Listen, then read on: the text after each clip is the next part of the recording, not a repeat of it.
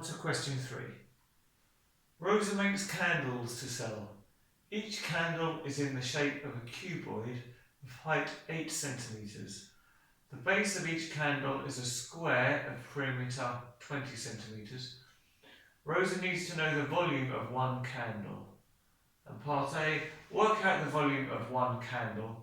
Remember to give units with your answer. Okay, so we're part A.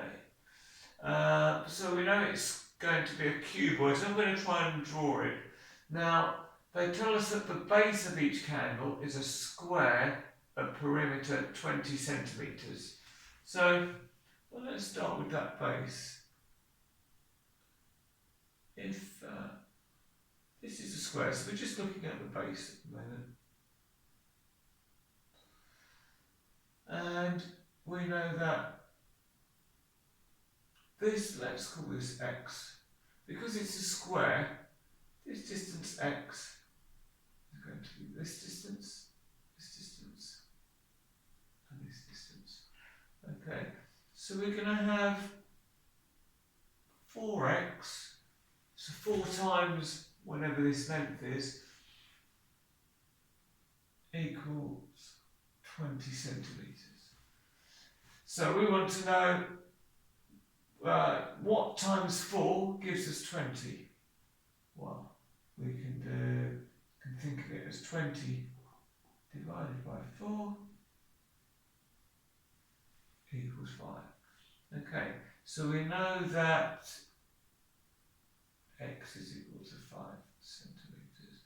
Okay, so now I'm going to draw my cuboid. So I've got the top here, and I'm going to draw that as 5 centimetres. And I'll do this on the other side. You'll see why, so that when I draw these lines down here, it doesn't get in the way. Now this is just a sketch, so it doesn't need to be accurate, okay? But I can show you, if this is 5 centimetres, that's 5 centimetres, so we can put 5 centimetres there as well. And the height of the cuboid is 8 centimetres. Okay, now the formula for working out the volume of a cuboid is the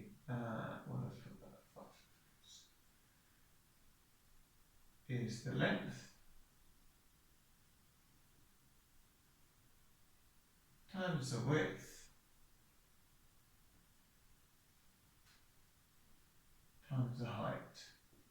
Well, the length, that's this, 5 centimetres.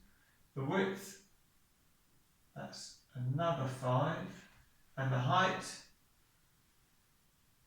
well, that's our 8. Okay? So you can choose which order you want to multiply these together. It really doesn't matter. I'm going to do them in order. So 5 times 5 is 25. We now need to multiply the 25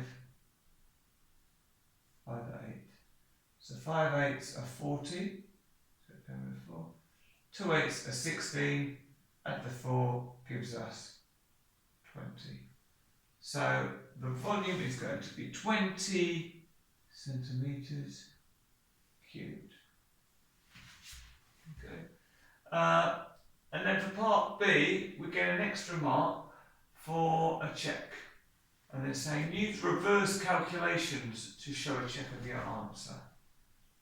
So when it's reverse calculations, we want to start with our answer and try and get back to an earlier value. So if we just do the opposite of what we did to get there, so 200, we're going to divide that by 8. Well, we can do this using the bus stop method. So 8 into 2 doesn't go. Carry the 2. 8 into 20, well, that goes twice.